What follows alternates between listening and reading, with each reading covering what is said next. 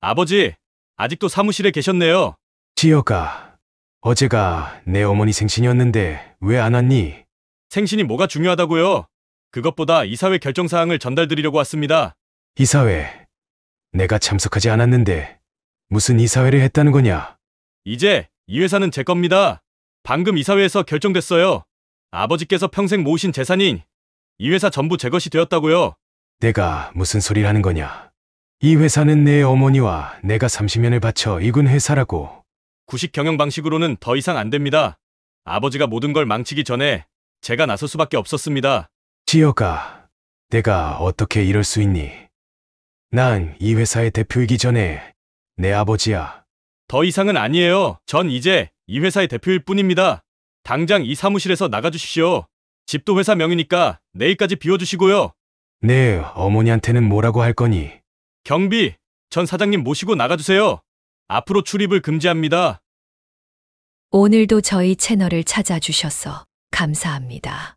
영상이 도움이 되셨다면 구독과 좋아요 부탁드립니다.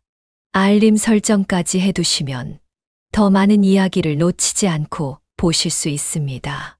오늘은 62세 한도윤 어르신의 사연을 들려드리겠습니다. 회사를 두고 벌어진 한 아버지의 가슴 아픈 이야기입니다. 저는 올해 62세 한도윤이라고 합니다. 처음 이 이야기를 시작하려니 가슴 한켠이 먹먹해집니다. 제가 이 사연을 보내는 이유는 세상에 저와 같은 아픔을 겪는 분들에게 위로가 되길 바라는 마음에서입니다. 35년 전 저는 아내와 함께 작은 공장에서 시작했습니다. 손기술밖에 없었지만 성실과 정직이라는 두 가지 원칙만은 꼭 지키며 살았습니다. 아내는 항상 제 든든한 버팀목이 되어 주었죠. 야근할 때면 따뜻한 도시락을 들고 와서 저와 직원들의 끼니를 챙겨 주었고, 힘들 때면 여보, 우리는 할 수 있어요 라고 말해 주었습니다. 그렇게 하루하루 쌓아올린 신뢰는 회사의 기초가 되었습니다.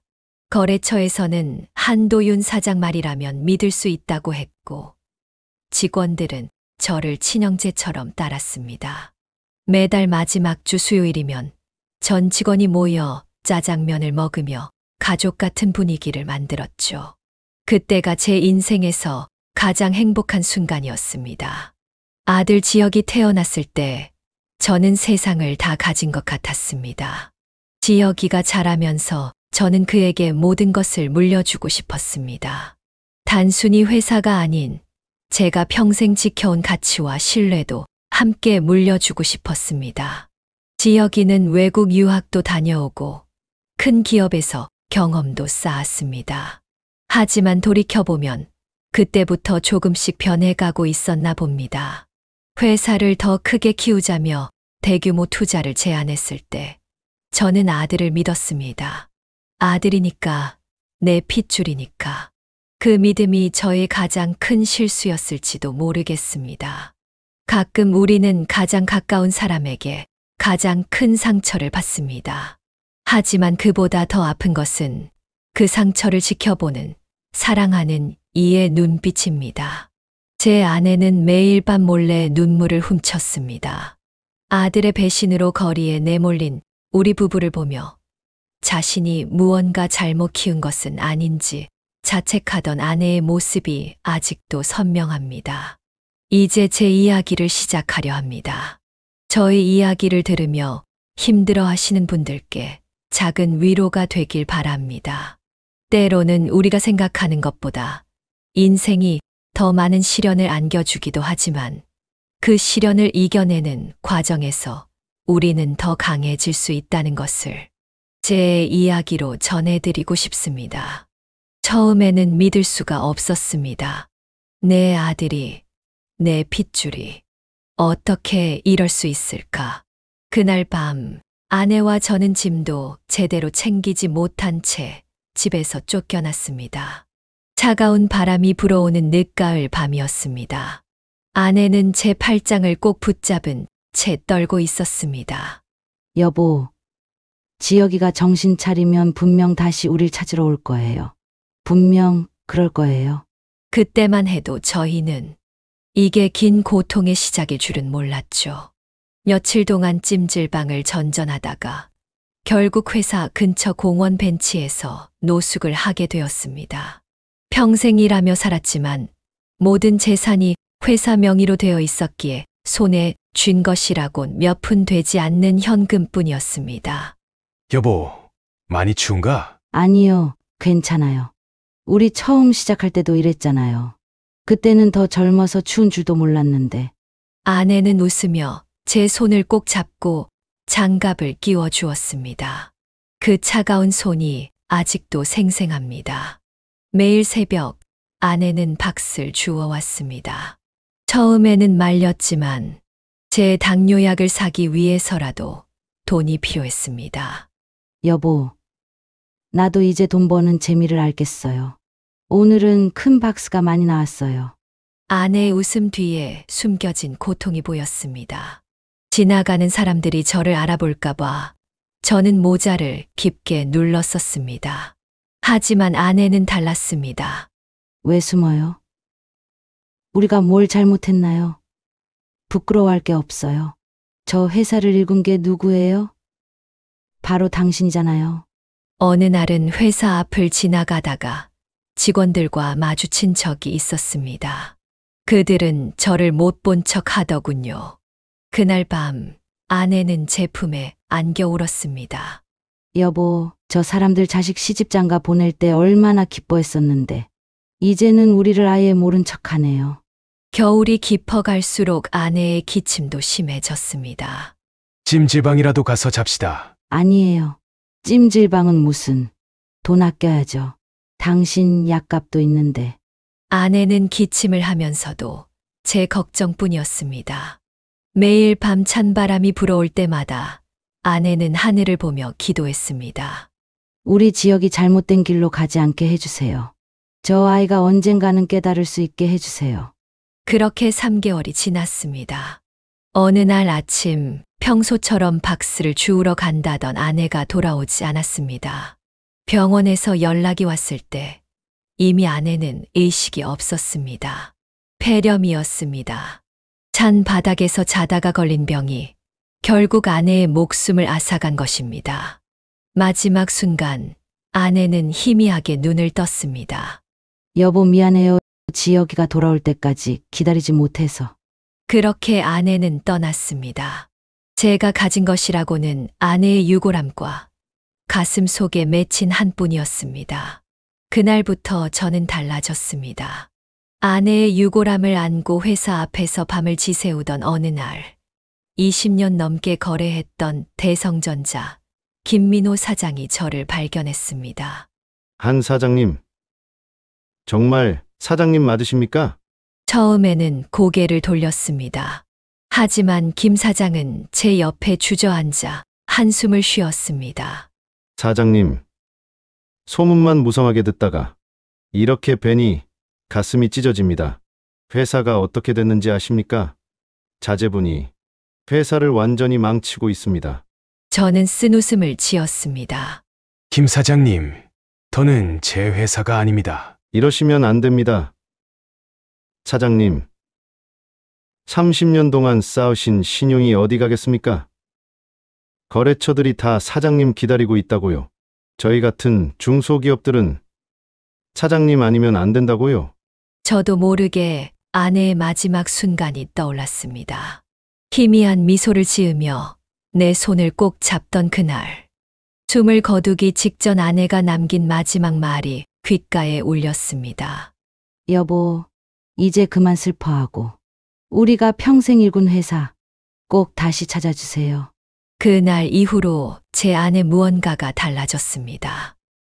이제는 더 이상 피할 수 없었습니다. 다음 날 아침 저는 처음으로 행동에 나섰습니다. 처음에는 작은 창고 경비원으로 일했습니다. 밤 근무를 하며 낮에는 옛 거래처들을 찾아다녔죠. 박 사장님, 저 한도윤입니다. 아이고, 사장님. 이렇게 직접 찾아오시다니. 다시 시작하려고 합니다. 저와 다시 한번 해보시겠습니까? 하나둘씩 사람들이 모여들었습니다. 지역의 독단적인 경영을 견디다 못해 회사를 떠난 임원들과 직원들이 찾아왔습니다. 사장님, 이제 돌아가실 때가 됐습니다. 아래 직원들 다들 사장님만 기다리고 있습니다. 이제는 제대로 된 수장이 필요할 때입니다. 퇴직금으로 부품 공장을 차린 생산팀장도 있었고, 거래처에서 독립해 나온 이들도 있었습니다. 그들은 하나둘 제 곁으로 모여들었습니다. 마치 30여 년 전 제가 처음 시작할 때처럼요. 평생 쌓은 신뢰가 이렇게 돌아오고 있었습니다. 창고 한 구석에서 시작한 작은 회사는 빠르게 성장했습니다. 옛 거래처들이 돌아왔고 새로운 기회도 찾아왔습니다. 반면 지역이가 운영하는 회사는 점점 무너져 갔습니다. 어느 날 30년을 함께 한 최영 의사가 찾아와 말했습니다. 사장님, 이제 때가 된 것 같습니다. 한 지역 대표가 회사를 완전히 망치고 있습니다. 직원들 월급도 밀리기 시작했습니다. 저는 고개를 끄덕였습니다. 최 이사, 내가 곧 우리 회사로 돌아갈 시간이 올 것 같네. 아내의 영정 앞에서 저를 올리며 마음을 다잡았습니다. 여보, 이제 시작이요. 당신이 그토록 지키고 싶어 하던 우리의 가치를 내가 반드시 다시 찾아오겠소. 아내의 영정 앞에서 맹세한 대로 저는 한 걸음씩 전진했습니다. 새로 시작한 회사는 예전 직원들의 헌신적인 노력으로 빠르게 성장했습니다. 그때 지혁이가 찾아왔습니다. 아버지, 저예요. 사무실 문 앞에 서 있는 지혁이를 보는 순간 가슴 한켠이 무너져 내렸습니다. 한때는 그토록 자랑스러웠던 내 아들이 이제는 낯선 사람이 되어 있었습니다. 무슨 일이지? 회사가 많이 어렵습니다. 그래서 지혁은 고개를 푹 숙였습니다. 도와주십시오. 은행에서 더 이상 대출을 안 해줍니다.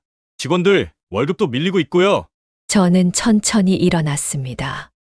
내 어머니가 돌아가실 때 얼마나 너를 찾는지 아느냐? 아버지, 죄송합니다. 제가 잘못했습니다. 죄송하다고. 내 어머니가 박스 줍다가 쓰러졌을 때 넌 뭘 하고 있었지?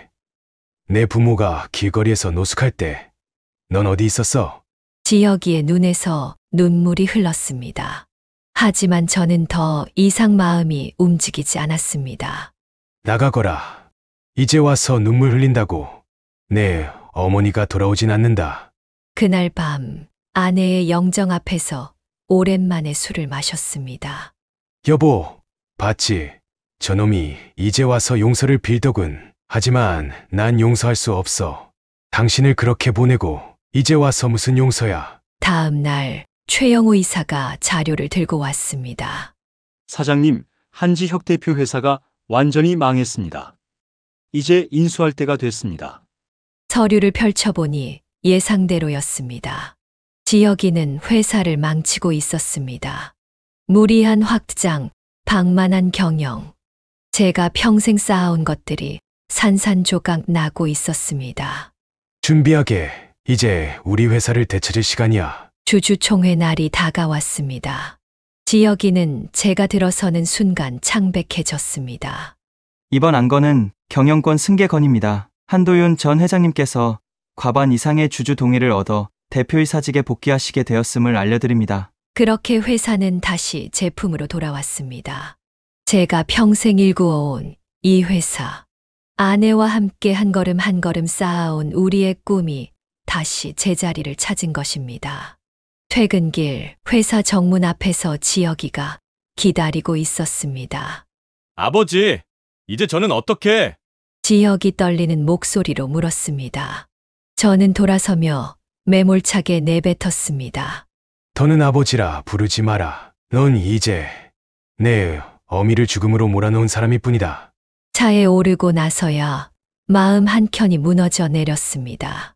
운전대를 잡은 채 혼잣말이 나왔습니다. 여보, 오늘 드디어 해냈소. 우리가 평생 일구어온 회사를 되찾았어요. 하지만 왜 이렇게 가슴이 아픈지. 그래도 이제 직원들 얼굴에 웃음이 돌아오고 거래처들도 하나둘 발길을 돌리고 있어요. 당신이 그토록 사랑하던 이 회사, 내가 꼭 지켜내겠소. 회사를 되찾은 후 저는 가장 먼저 직원 식당으로 향했습니다. 30년간 한 번도 거르지 않았던 마지막 주 수요일 짜장면 날을 부활시켰습니다. 사장님, 이거 정말 예전 그대로네요. 맛이 똑같아요. 옛날 조리장님도 돌아오셨나 봐요. 밥을 먹으며 직원들과 이야기를 나눴습니다. 지혁이가 경영하던 3년. 그들의 이야기를 들으며 가슴이 아팠습니다. 매일 야근에 주말도 없었어요. 실적 압박에 다들 지쳐갔죠. 거래처에선 독촉 전화가 빗발쳤는데 위에선 답도 없고, 솔직히 말씀드리면 다들 회사 망할까봐 두려워했습니다.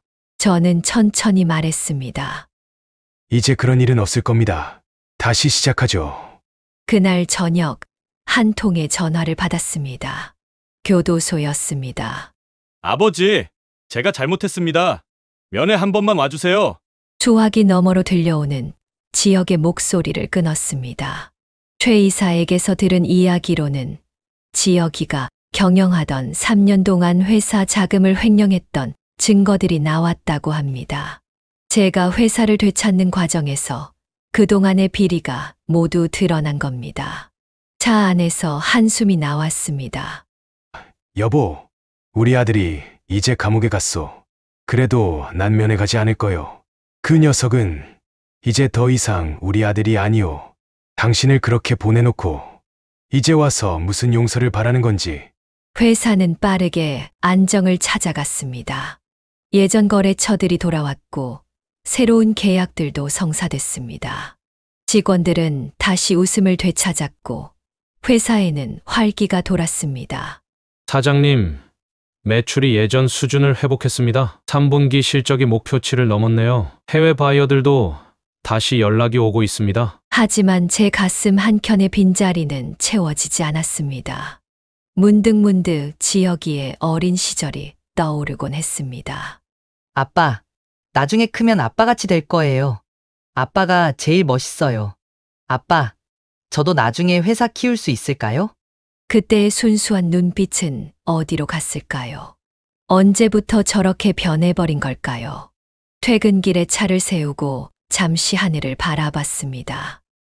여보, 난 아직도 가끔 생각이 들어. 우리가 뭘 잘못한 걸까? 지역이를 잘못 키운 걸까? 한숨이 절로 나왔습니다. 하지만 이제는 돌이킬 수 없는 길을 걸어버렸네. 매일 밤 이렇게 하늘을 보며 아내와 대화를 합니다. 저 어딘가에서 지켜보고 있을 거라 믿으면서요. 우리 회사는 다시 제자리를 찾아가고 있지만 우리 가족은 영영 돌이킬 수 없는 강을 건너버린 것 같습니다. 회사가 새로운 도약기를 맞이했습니다. 새벽부터 밤늦게까지 불이 켜진 사무실에서 직원들은 제가 복귀한 후 처음으로 큰 계약을 준비하고 있었습니다. 사장님, 미국 바이어와 계약이 성사됐습니다. 일본 수출길도 다시 열렸습니다. 중국 쪽 물량도 늘었네요. 매출 그래프가 가파르게 상승했습니다. 직원들의 눈빛이 달라졌습니다. 예전의 자부심이 돌아온 것입니다. 1분기 매출이 벌써 300억을 넘었습니다. 이대로 가면 올해 1000억은 무난할 것 같습니다. 서류 정리를 하다가 오래된 장부 하나를 발견했습니다. 펼쳐보니 아내의 글씨체가 눈에 들어왔습니다. 그 시절이 떠올라 저도 모르게 중얼거렸습니다. 여보, 우리가 처음 시작할 때 매출이 고작 3천만 원이었네. 아내가 꼼꼼하게 적어놓은 숫자들을 보며 미소가 지어졌습니다. 그때는 격리도 청소도 모든 게 아내의 몫이었죠. 그 시절 아내는 격리 업무까지 도맡아 했었죠. 그렇게 옛 생각에 빠져 있을 때 최 이사가 들어왔습니다. 사장님, 퇴근하셔야죠. 이제 자리 잡아가고 있으니 너무 무리하지 마십시오. 최 이사, 자네 기억하나? 우리가 처음 100억 돌파했을 때 말이야. 그럼요. 사모님이 직원들 전체 회식시켜 주신다고 하셔서 저희 막내가 태어났을 때보다 더 좋아했지 않습니까? 서류 위로 눈물이 한 방울 떨어졌습니다. 마른 세월의 먼지가 내려앉은 그 장부를 바라보며 가슴이 먹먹해졌습니다. 우리가 그토록 꿈꾸던 1,000억 매출이 이제 눈앞인데 이상하게 가슴만 아파옵니다. 안에 없는 이 성공이 무슨 의미가 있나. 허탈한 웃음만 나왔습니다. 그때 문득 전화 한 통이 걸려왔습니다. 아버지, 저예요. 제발 한 번만 면회 와주시면 안 될까요? 전화를 끊었습니다. 창가에 비친 제 모습이 낯설게 느껴졌습니다. 최 이사, 네, 사장님. 우리 장학재단 하나 만들까 하는데. 장학재단이요? 그래, 김현숙 장학재단. 우리 아내 이름으로 말이야. 달빛 아래 아내의 미소가 떠올랐습니다. 이제야 진정한 성공의 의미를 깨달은 것 같았습니다. 가을비가 내리는 날이었습니다. 사무실 창밖으로 우산을 쓴 직원들이 보였습니다. 그때 최 이사가 들어왔습니다. 사장님, 지혁 씨 소식을 전해 들었습니다. 비 내리는 창밖으로 시선을 돌렸습니다. 교도소에서 모범수로 지내고 있답니다. 교도관들이 하는 말이 매일 새벽부터 청소를 도맡아 한다고 하네요. 제 침묵이 이어지자 최 이사가 조심스레 말을 이었습니다. 죄수들 도시락을 나르는 일도 자청에서 한다고 합니다. 책상 서랍을 열었습니다. 거기엔 지난 6개월간 뜯지 않은 편지 10통이 가지런히 놓여 있었습니다. 누가 면회는 간다던가? 아드님 와이프가 매주 온다고 합니다. 손주도 데리고 간다고 하더군요. 손주. 그 말에 가슴 한켠이 욱신거렸습니다. 최 이사, 네, 사장님. 자네 자식이 어떻게 되지? 아들 둘에 딸 하나요? 자식이 잘못했을 때 한 번도 용서 안 해본 적 있나? 최 이사는 잠시 생각에 잠겼다가 말했습니다. 화나면 매도 들고 잔소리도 하지만 결국엔 제 자식인데요. 미운 놈 떡 하나 더 준다고. 그래도 결국 제 자식 아니겠습니까? 비가 더 거세게 내렸습니다. 최 이사가 안타까운 목소리로 전했습니다. 지혁이가 교도소에서 매일 어머니께 편지를 쓴다고. 보내지도 못할 그 편지를 매일 한 통씩 쓴다는 말에 서랍 속 편지들이 갑자기 무거워졌습니다. 창밖으로 내리는 비를 바라보았습니다. 차갑게 떨어지는 빗방울이 마치 아내의 눈물 같았습니다. 면회. 한 번도 안 가보셨죠? 요즘 들어 지혁 씨가 많이 야위었다고 합니다. 사모님 기일이 다가와서 더 힘들어한다고 하더군요. 창밖에 비가 점점 잦아들었습니다. 문득 아내가 살아생전에 했던 말이 떠올랐습니다. 여보, 지혁이가 잘못하면 매도 들고 혼돈내세요. 하지만 절대 등은 돌리지 마세요. 제가 그게 제일 무서웠거든요. 부모가 등 돌리는 거. 퇴근길 뜯지 않은 편지 한 통을 가방에 넣었습니다. 수많은 편지 중 하나. 이 정도면 오늘은 충분하다고 생각했습니다. 밤이 깊어갔지만 잠은 오지 않았습니다. 결국 침대맡에서 그 편지를 꺼냈습니다. 떨리는 손으로 봉투를 뜯자 지역의 삐뚤빼뚤한 글씨가 눈에 들어왔습니다. 아버지, 어머니 생신이 다가옵니다. 제가 여기 들어와서야 깨달았습니다. 어머니가 우리 회사 직원들 도시락을 챙기시던 그 마음을 여기서 배식 봉사를 하면서 조금은 알 것 같습니다. 잠시 편지를 내려놓았습니다. 아내가 새벽마다 일어나 도시락을 쌌던 기억이 떠올랐습니다. 요즘 교도소에서 청소를 합니다. 어머니가 늘 하시던 것처럼 구석구석을 깨끗이 닦다 보면 제가 더러웠던 걸 조금씩 씻어내는 것 같기도 합니다.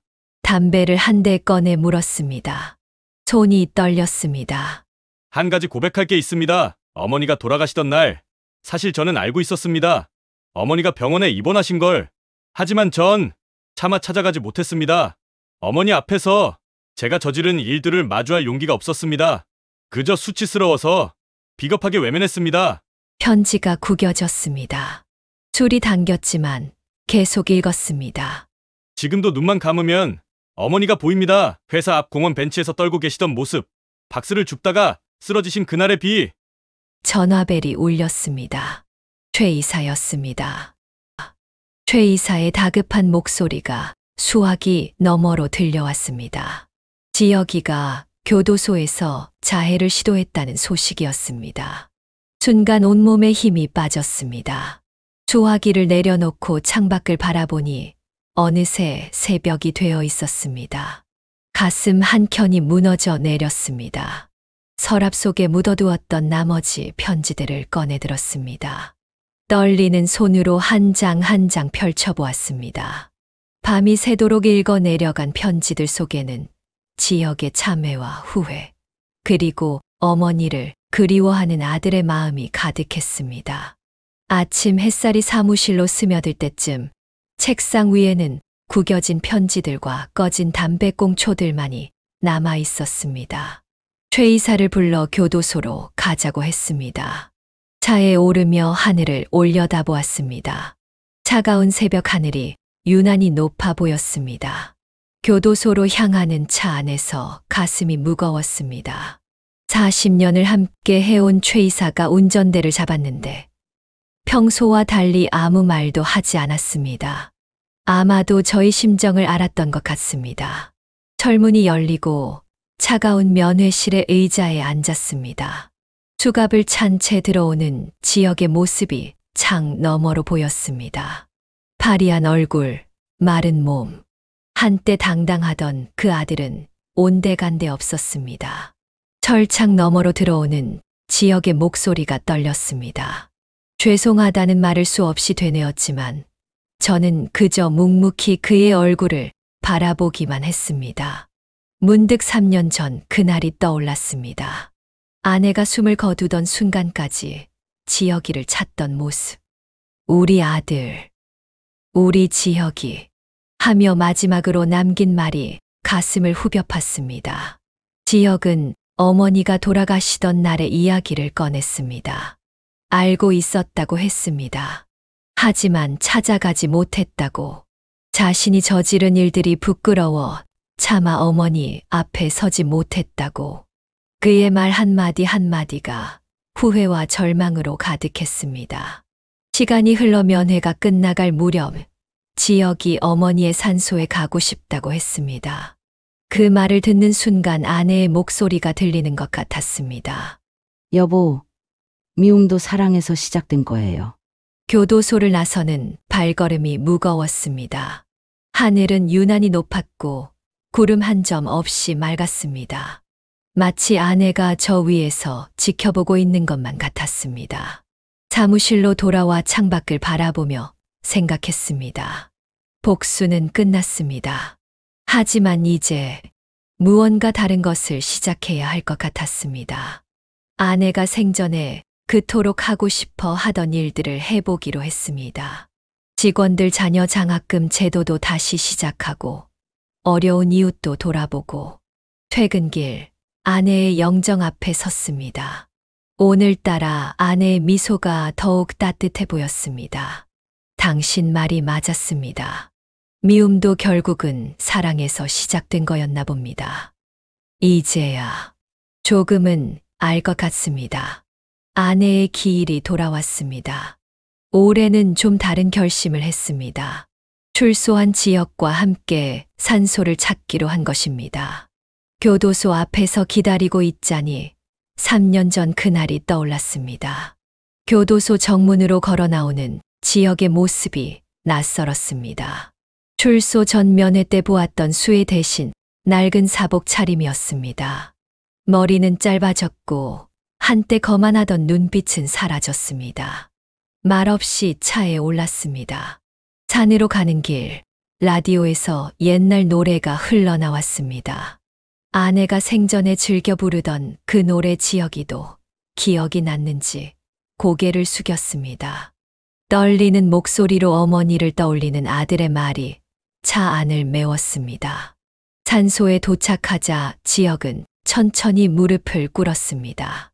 떨리는 손으로 향을 피우던 아들의 어깨가 흔들리더니 이내 참았던 울음을 터뜨렸습니다. 어머니를 부르는 지역의 흐느낌 소리가 산자락을 타고 메아리 쳤습니다. 묘비 앞에서 지역은 한참을 움직이지 않았습니다. 저는 조금 떨어진 곳에서 담배를 피우며 하늘을 올려다봤습니다. 구름 한 점 없는 가을 하늘이 유난히 눈부셨습니다. 돌아오는 길, 처음으로 지역에게 말을 걸었습니다. 장학재단을 만들었다. 네, 내 어머니 이름으로 지원들 자녀들 공부시키는 재단이야. 내 어미가 살아생전에 늘 하고 싶어 하던 일이었어. 잠시 침묵이 흘렀습니다. 어머니는 평생 남을 위해 사셨죠. 직원들 자녀, 학비 걱정할 때마다 몰래 도와주시고 어머니다운 선택이네요. 그래. 내 어미는 늘 그랬지. 돈 쓰기 나름이고 사람 키우는 게 세상에서 제일 값진 일이라고 말이야. 차가 회사 앞에 멈췄습니다. 정문에는 김연숙 장학재단 현판이 걸려 있었습니다. 이제 어떻게 할 거냐? 처음부터 다시 시작하려고 합니다. 밑바닥부터요. 고개를 끄덕였습니다. 지우는 가끔 보내거라. 네, 내 아들, 할아버지 얼굴은 알아야지. 차에서 내리는 지역의 뒷모습이 점점 멀어져 갔습니다. 문득 이제야 복수가 끝났다는 생각이 들었습니다. 아내가 원하던 모습. 어쩌면 이런 평범한 일상이었을지도 모릅니다. 퇴근길, 아내의 영정 앞에 섰습니다. 지혁이가 다시 시작한다고 합니다. 이번에는 아내가 늘 가르쳐 주던 대로 바르게 살아보겠다고 합니다. 그동안 미움으로 가득 찼던 제 마음도 조금씩 풀어지는 것 같습니다. 아내라면 분명 그렇게 했을 테니까요. 오늘 들려드린 이야기는 한 아버지의 아픔과 용서, 그리고 새로운 시작에 관한 이야기였습니다. 자식을 향한 부모의 마음은 깊은 바다 같아서 때론 미움조차도 사랑에서 시작된다는 걸 이 사연을 통해 다시 한번 생각해 보게 됩니다. 우리 인생에서 가장 소중한 것은 돈도 명예도 아닌 바로 가족이라는 것을 이 사연의 주인공이 가르쳐 주고 계십니다.